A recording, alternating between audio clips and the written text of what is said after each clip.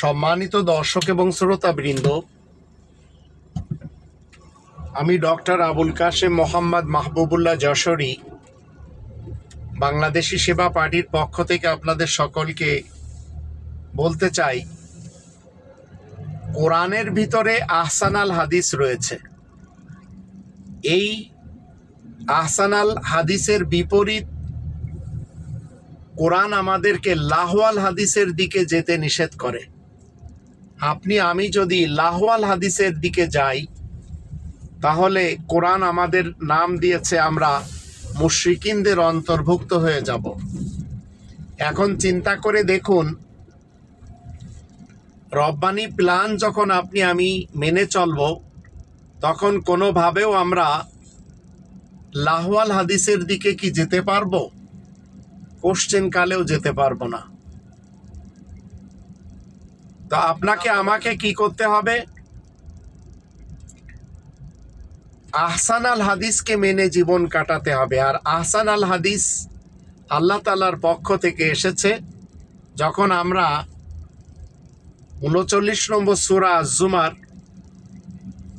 এর আয়াত নম্বর ২৩ পড়ি, তখন আল্লাহ বলছেন, আল্লাহু নাজ্জালা আহসান আল হাদিসি কিতাবান। আল্লাহ নাজিল করেছেন সর্বোত্তম হাদিসের একটি গ্রন্থ, তাও লিখিত আকারে। এই গ্রন্থটি যখন আমি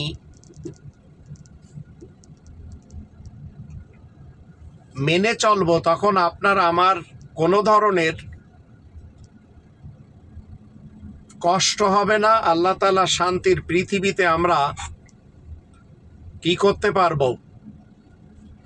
শত্রুদেরকে চিনতে পারবো, কারা আমাদের শত্রু। কোরআনে ২ নম্বর সূরা আল বাকারার ২০৮ নম্বর আয়াতে আল্লাহ বলে দিয়েছেন,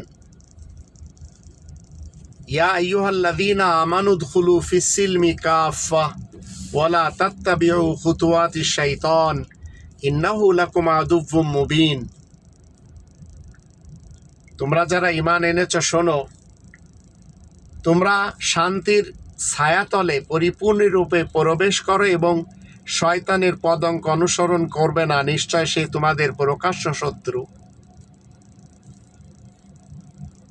তো যারা আহসান আল হাদিস না মেনে লাহওয়াল হাদিস মানবে, তাদেরকে আল্লাহ যাতনার সুসংবাদ দিয়েছেন ৩১ নম্বর সূরা লোকমান এর ৬ এবং ৭ আয়াত দুটিতে।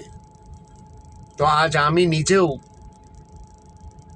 আমার আপনদের মাঝে অনেক শত্রুদেরকে খুঁজে পেয়েছি যারা লাহওয়াল হাদিস মানে। তাই আমি আমার শত্রুদেরকে বলতে চাই, ষড়যন্ত্র করে কাউকে আমি আমার জীবনে সফল হতে দেখিনি, তবে ধ্বংস হতে দেখেছি। এটি সবসময় মনে রাখতে হবে। আমি যশোরী, একজন মুসলিম মুমিন মানুষ। আমি কোনোভাবেও চাই না আল্লাহ তাআলার এই শান্তির পৃথিবীতে মানুষেরা মানুষের বিধানের অনুসারী হোক।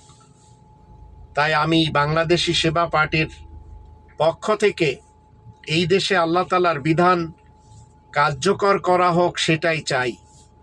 আপনারা কেউ আল্লাহ তাআলার বিধান চান কিনা আমি জানি না। তো আমরা যদি আল্লাহ তাআলার শান্তির পৃথিবীতে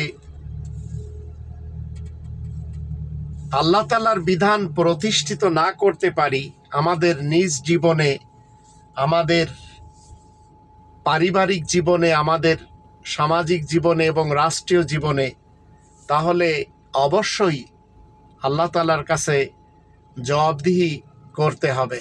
তাই আসুন আমরা সবাই রব্বানি প্ল্যান মতে নিজেদের জীবনকে পরিচালনা করে নিই। আর কোরআন যে ৫টি দাবি দিয়েছে, সেই ৫টি দাবিকে আমরা পুঙ্খানুপুঙ্খ রূপে মেনে চলি। ১ নম্বর দাবি হলো কোরআনকে শতভাগ বিশ্বাস করতে হবে। ২ নম্বর দাবি হলো কোরআনের ভাষায় কোরআন পড়া শিখতে হবে। ৩ নম্বর দাবি হলো মাতৃভাষায় কোরআন জানতে হবে। ৪ নম্বর দাবি হলো কোরআন মতে জীবন কাটাতে হবে। আর ৫ নম্বর দাবি হলো কোরআনের তাবলীগ করতে হবে। আল্লাহ তাআলা আমাদের সকলকে এই 5টি দাবি মেনে জীবন কাটানোর তৌফিক দান করুন।